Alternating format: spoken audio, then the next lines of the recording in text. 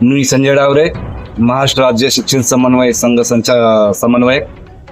मी आपल्याला या व्हिडिओद्वारे असे निवेदन देऊ इच्छितो की महाराष्ट्र शासनाने 14 ऑक्टोबर 2024 रोजी जो शासन निर्णय काढला होता आणि जो एक टप्पा अनुदान देऊ इच्छित केलेलं होतं, निवडणुकीच्या आधी सर्व शिक्षकांना एक टप्पा खात्यामध्ये मिळेल अशा प्रकारची एक आश्वासन आणि शासन निर्णय काढला होता. परंतु आज 10 महिने उलटून गेले तरी देखील महाराष्ट्र शासनाने त्या शासन निर्णयाची अंमलबजावणी केलेली नाहीये. म्हणून 5 जून पासून सर्व जे विनादानी शिक्षक आहेत ते आझाद मैदानामध्ये त्या ठिकाणी आंदोलन करतात.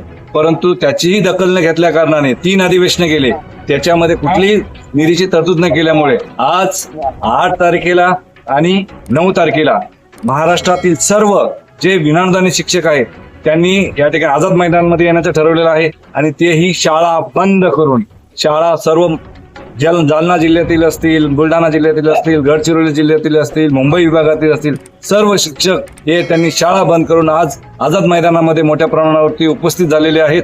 आणि मोठ्या प्रमाणावरती आज सर्व शासनाचा रोष म्हणून सगळेजण या शाळा बंद आंदोलनामध्ये सहभागी झालेले आहेत. त्वरित या शासनाने याची दखल घ्यावी, अन्यथा हे जे आंदोलन आहे हे आंदोलन आणखी मोठ्या प्रमाणावरती तीव्र करण्यात येईल असं शिक्षण समन्वय संघाच्या वतीने या ठिकाणी तुम्हाला निवेदन करण्यात येत आहे.